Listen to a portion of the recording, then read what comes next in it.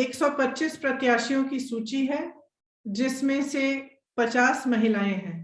क्योंकि ये एक ऐतिहासिक पहल है, तो हमने सोचा इस प्रेस कॉन्फ्रेंस के जरिए आप सबको थोड़ा बहुत इन प्रत्याशियों के साथ अवगत भी कर लें कि कौन है ये लोग, किस तरह की सूची है। हमने प्रयास किया है कि संघर्षशील और ऐसे प्रत्याशी हों जो एक नई राजनीति का पहल करें पूरे प्रदेश में।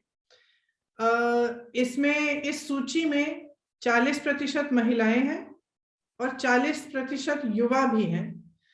हमें आशा है कि इनके जरिए हम एक नई उम्मीद और एक नई तरह की राजनीति प्रदेश में उभार पाएंगे।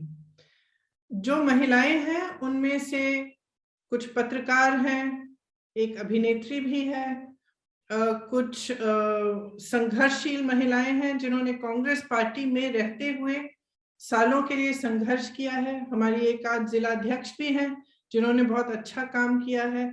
उसके साथ साथ ऐसी महिलाएं हैं जिन्होंने बहुत अत्याचार भी देखा है अपने जीवन में और उसके खिलाफ लड़ा है।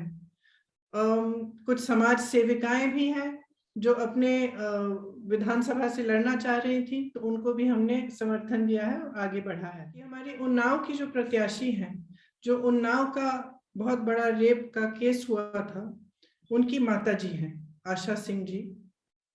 वो चुनाव लड़ना चाहती हैं और हमने उनको मौका दिया है कि अपने संघर्ष को वो जारी रखें और जिस सत्ता के जरिए उनको दबाया गया, उनके परिवार के साथ तरह तरह के अत्याचार किए गए, उनके पति की हत्या की गई, उनके देवर जी आज भी जेल में हैं, उनकी बेटी का बलात्कार किया गया, उसके बाद एक्सीडेंट कराया गया, वही सत्ता अपने हाथों में लें और खुद के लिए अपनी लड़ाई लड़ें।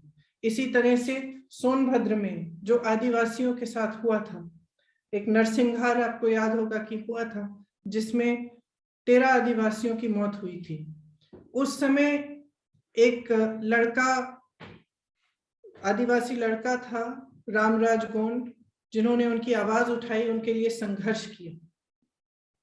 आज रामराज गोंड हमारे जिला अध्यक्ष हैं, पिछले 2 सालों से हमारे जिला अध्यक्ष रहे हैं। उन्होंने राजनीति करनी शुरू की और आज वह सोनभद्र में उम्भा से वह खड़े होंगे और इस संघर्ष को जारी रखेंगे। इसी तरह से आपको मालूम होगा कि आशा बहनों ने कोविड के समय कितनी बड़ी इस देश की सेवा की, कि अपने जीवन को ध्यान में न रखते हुए घर घर गई, सेवा की, जिसको कोरोना था दवाइयां पहुंचाई और उनका मानदेय कभी बढ़ाया नहीं गया। उस मानदेय को बढ़ाने के लिए एक संघर्ष किया गया था। इसमें पूनम पांडे जी आशा बहू हैं, वह उन्होंने संघर्ष को मजबूती से उठाया। हाल ही में आपने देखा होगा एक वीडियो में उनको खूब पीटा गया, पुलिस ने उनको पकड़ा, प्रशासन ने उनको मारा पीटा, बस में घसीट के ले गए, उनके ऊपर बैठ के उनका गला दबाया कि तुमने हिम्मत कैसे की ये सवाल उठाने के लिए। तो पूनम पांडे जी भी शाहजहांपुर से चुनाव लड़ रही हैं। सदफ जाफर के बारे में आप सबने सुना होगा।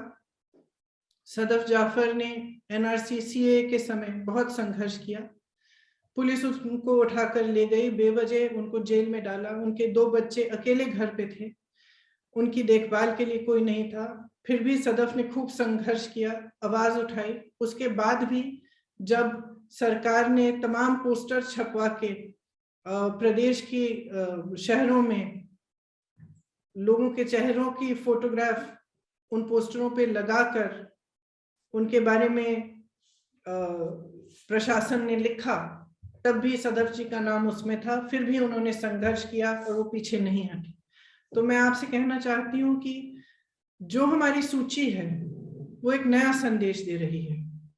वो ये संदेश दे रही है कि अगर आपके साथ अत्याचार हुआ तो आप में ये शक्ति है कि आप अपने हक के लिए लड़ो, और उत्तर प्रदेश में कांग्रेस पार्टी आपको ये शक्ति देगी, आपका समर्थन करेगी, हर तरह से आपकी मदद करेगी ताकि आप अपनी लड़ाई लड़ सकें, राजनीति में आए, सत्ता अपने हाथ में लें और अपने हक को खुद मांगें।